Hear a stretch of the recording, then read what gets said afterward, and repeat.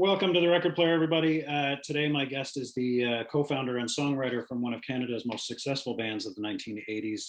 They were innovators in Canada's new wave synth pop sound of the 80s, with hits like She Controls Me, We Run, and the brilliant Worlds Away, which we will talk about. They're back now after nearly 35 years with a brand new album called Four, a single called Perfect Day, and a tour that will take them through Canada all summer long. From Strange Advance, it's Drew Arnott. Welcome, Drew. How are you? I'm good, thank you. Nice to be here. Your backdrop, your hand moves funny with your. Yeah, yes, it does. That's not even my hand. That's the funny thing. The new album is called Four. I mentioned the single is called Perfect Day. When I first heard it, my very first thought was, yeah, that's a Strange Advance song. It's perfect for you guys. It just took me right back. Talk to me a little bit about that song in particular. Well, that's one of my favorites. I worked with some very clever people on it, and yeah, it is actually one of the few songs that I can point to and specifically talk about the birth of the song. So many songs just start off with like a little melody in your head or a line of lyric, and that sort of implies a melody or a rhythm, and a song builds from there. So it's kind of boring, really. But Perfect Day, Strange Advance has always been heavily influenced by science fiction, and it was based on it was a Soylent Green, which is like a sci-fi classic, and it really grabbed me, the idea that Edgar G. Robinson, the old gangster from the 40s or 30s or whatever, this was his last appearance in film. And in the film, he basically decides to partake in euthanasia because the world is just a place that's been devastated. It's just a giant garbage dump. It's a crap heap. It's not good. And so as a result, so it's kind of a true story. Well, exactly. Yeah, sadly, it is. And so he decides to take an early exit. And what they did for you in this future world is they gave you a nice send off. Like, for instance, there was no clean linen or sheets or anywhere. It's like, life had gone down to its lowest ebb, and life was terrible for everyone. So if you decided that you were going to check out early, and here's my big spoiler, that if you checked out early, they got your body sooner, and which they would turn into Soylent Green, which is what they fed the people with. So it's like, yummy. And so anyway, there's poor old Edgar G. And saying, okay, I've had it. I'm checking out. And he walks into this place, and they prepare a beautiful bed for him, and a last meal, a delicious last meal. I'm assuming not Soylent Green, and they would play whatever music he wanted. He wanted, I think, Beethoven's Pastoral, and they would show video footage on all these screens of the way Earth used to look. And let's face it, I'm not a religious person, but we do live on the Garden of Eden, in the Garden of Eden. I mean, really, it's a fantastic planet that we are just devastating, by the second. It's really disgusting. But anyway, so that was him checking out, and 2 weeks later, Edgar G. Robinson actually died. So it just had some emotional impact on me, and when you hear the song, it sounds like a bouncy pop song. It's a very positive sounding song, but it's all about the death of this poor man, on his way to a perfect day. Mm-hmm. I also loved In Your Mind from the record. Like Perfect Day, it's kind of everything I expect it to be from a Strange Advance song. It's the production sounds fresh, everything sounds new, but it's definitely you guys. Yeah. Do you have any particular favorite songs on the record yourself? Well, that's definitely one of them, and that's another song directly inspired by Blade Runner, which is like our all-time favorite sci-fi film, and just a film noir kind of a take on things. It's about this detective, hard-boiled detective, and looking for, searching for this person. And anyway, I'm very pleased that you brought it up because it is a favorite of mine. It's a great song. Mm-hmm. After such a long layoff between projects for you guys, I'm sure you kept busy doing other things. But what made you sit back and say, "Strange Advance has more to say. We're not done yet. Let's do." Well, it was never a question whether we had more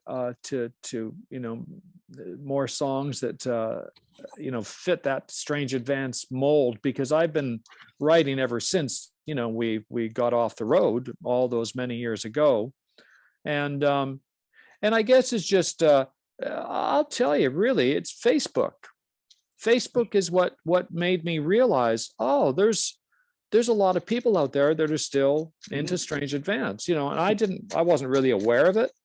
I mean, years ago when a fan actually started up the Facebook fan page, and somebody told me about it, but I didn't even check it out for the first 2 or 3 years in its existence, and then finally I went to it. It's like, oh, wow, There's a lot of people. interesting. Fans asking questions. Well, I know the answer to that question, so I would type it in, and so yeah, it just made me realize that there still is a market for that type of music, because when we stopped, it was like the birth of grunge and all that kind of thing. Yeah. And I had a friend who was in a hair band. Remember the hair bands of the 80s? Yeah, I remember hair. Yeah. I've got mine in a box. But yeah, so he got a fantastic recording deal in the States. The stars had all lined up for this band, and they put out their first single. Well, it was like 2 days after the single came out. Boom, the plug was pulled. They lost their contract.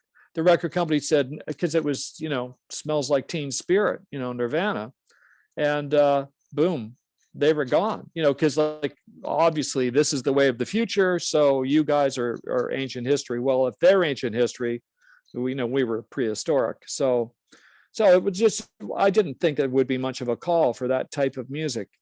But as I say, I've been writing ever since, and a certain percentage of what I write turns out to be Strange Advance like material. Mm-hmm. So I'd stored up all sorts of stuff, and of course we wanted to go out and play. We wanted to have that experience one more time, and because we're not getting any younger. No, it's very strange. Yeah. So anyway, it all just came together. You mentioned you've been writing the whole time. I mean, how much of this album is it a 50-50 split, stuff that you wrote specifically for this record, or was it all stuff that was already there? Oh, it's a blend. It's very much it's just Strange Advance stew or something. We just threw everything we had into it, and of course, you're trying to keep a stylistic kind of form in mind, and there are songs that's like, oh, that's a really great song, but it doesn't sound like it would come from Strange Advance, but I felt that all these songs did have that strange Advance flavor. Oh, 100%. Yeah. I love when bands do release an album for, I interviewed Ivan from Men Without Hats not that long ago. Yeah. And same type of thing. You can tell that it's a Men Without Hats album. 100%. Yeah. Put it on. It's just fresh. You know what I mean? Yeah. And that's what I loved about this record. You guys had so much success in the 80s. A lot of bands kind of fizzle out because the success goes away. I mean, Love Becomes Electric was still a huge hit off the third record. Probably your highest charting hit, I think. Mm-hmm. Was it all just grunge? I mean, was it all just the fact that grunge came in, the music business was changing? It was a combination. It was just the timing of the situation, because finishing the third record, which was an arduous task, and doing the associated touring of the record, it's like, okay, we're pooped. Let's take a break here. And in that intervening period, it was just like oh, so music styles and tastes have changed that much in that 2 or 3 year period. It's like, yes, they have. And yeah, and plus, of course, we had other things. I mean, as important as Strange Advance is to my life, I do have other things going on in it, and there are other issues that sort of took precedence and had to be dealt with. Was there ever a thought of changing, of saying we can do things different, we can change our style or change our sound? Well, for a while we experimented with polka, but that didn't work out so well. So, Why not? oh no, I like a good polka. But no, it wasn't so much that. It wasn't. No, we were still in the wheelhouse more or less. But like for instance, I started writing a lot of songs to be sung by female vocalists. I don't know why. I mean, I can remember one morning waking up. This is practice. I think it's only happened twice in my life. I woke up with a whole brand new song. I mean, that's a strange experience because, like, well, where did this come from? I mean, there's all the lyrics are there, all the parts of the song are there. It's like, this is unbelievable, but it's to be sung by a female artist. So things like that. Well, that's clearly not going to work with Strange Advance. So yeah, but there's still, as I say, Strange Advance comes from the heart, and my heart hasn't changed. Obviously, the music industry has changed from then to now. Back then, you toured. You got your videos played on Much Music. You were right there in the middle of the Much Music time. Success was based on record sales. Nowadays, it's based on streams. And what is the? How do you think the music industry is now compared to when you started? I mean, obviously, massive differences. Is it better? Is it good? Is it is it worse? Well, obviously, one aspect that's changed is access to, to the audience, to listening audience. I mean, with the advent of the internet and all the various ways that people now have to reach people, anybody can get a song, can record a song in their basement, in their bedroom, get it out, and who knows, in a week or 2 weeks time, it could be like a viral hit. And that's something that could not have happened, when we were there. On the other hand, back then we had these things called major labels, and they had deep pockets. And if they were behind you, they were prepared to spend the money it took to promote, the band, the album, the song, whatever, and they could make something happen. So we don't have that anymore. And I've kind of, to be honest, gone off the whole major label thing because precisely because we can actually get songs to the public without the help of a major label. Right.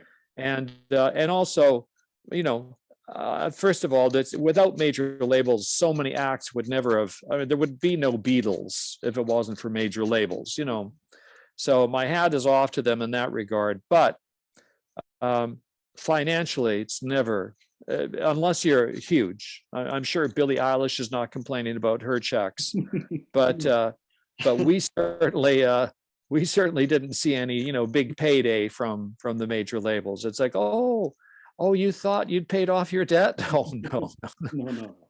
We found another $200,000 you owe us. It's like, oh, okay, great. Awesome. So that's just the way it went.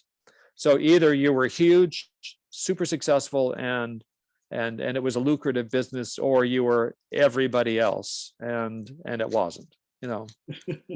So I mentioned Love Becomes Electric, and of course We Run was a massive hit for you guys.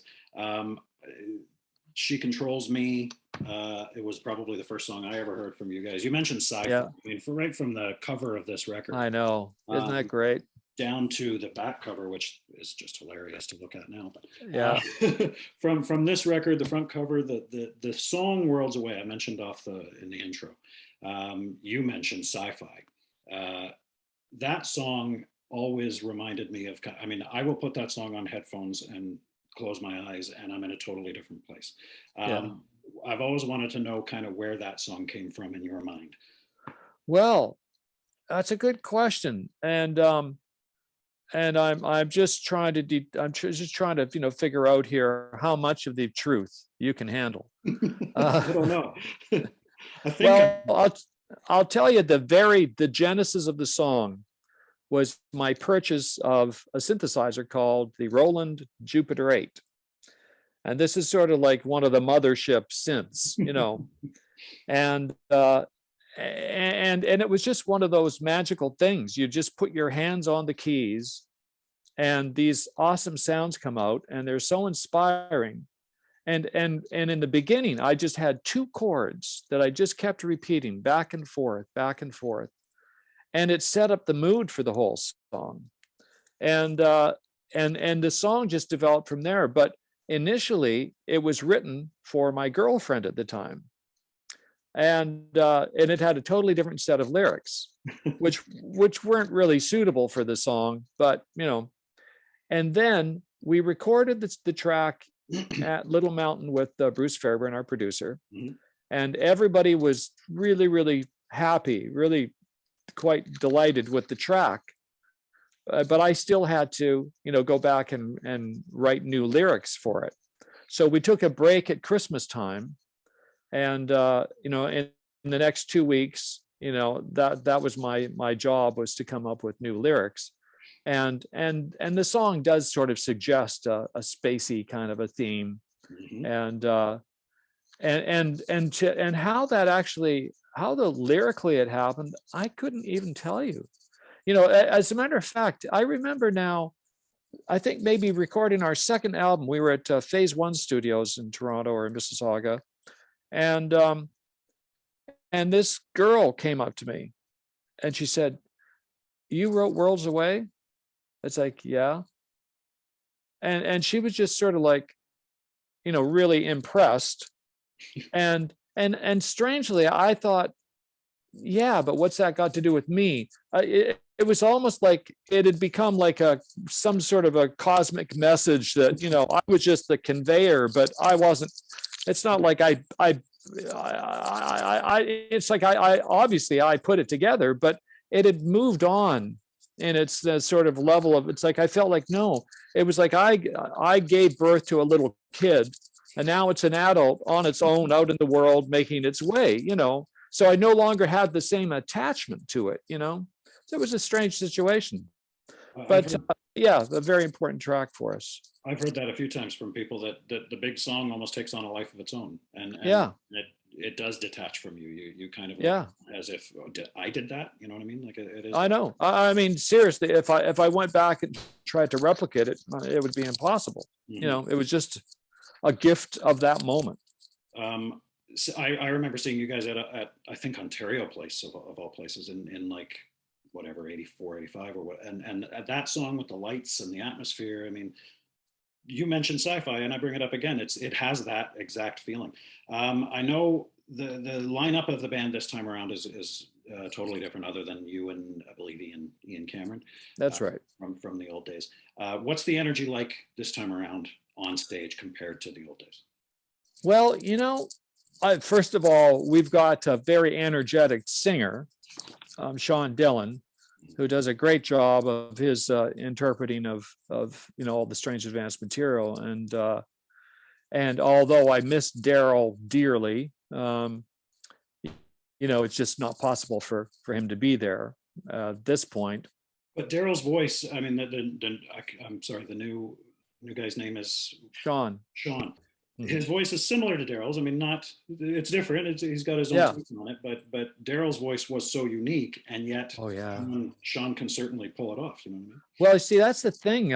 We actually did a few shows in Toronto a week or two ago, and one of them was like for Ed Souza, intimate and interactive. So it was like a small room with just 100 devoted fans.